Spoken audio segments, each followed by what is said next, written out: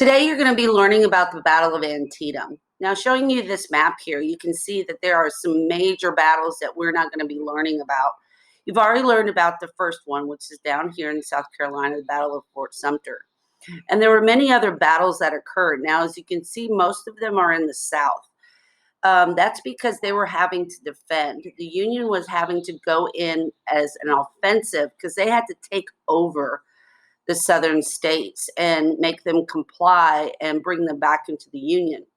Whereas the Confederate states, all they had to do was defend.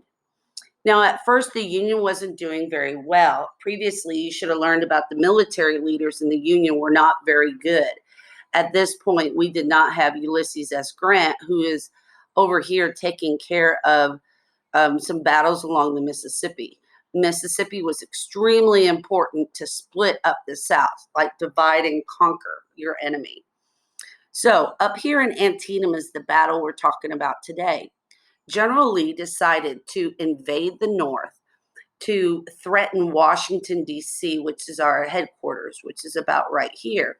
And he figured if he could get close enough to possibly take Washington, D.C., he could force the Union to back off and surrender and let them live as they wanted to.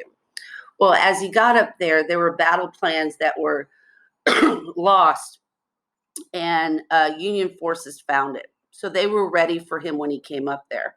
This was the single bloodiest day in American history, according to different battles that were happening in all wars.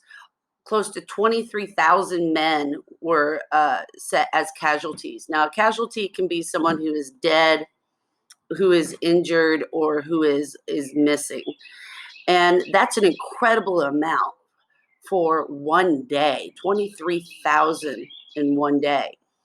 Now, Lee had to retreat. Now, as you've learned in previous lessons, the Confederate Army was much less.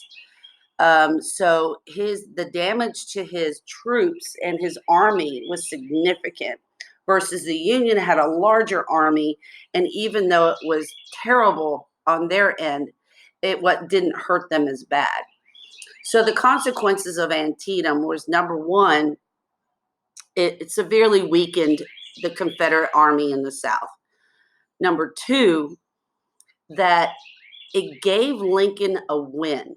It wasn't a great win, but it was enough of the win that he could get the support that he needed for the Emancipation Proclamation, which you'll learn about tomorrow.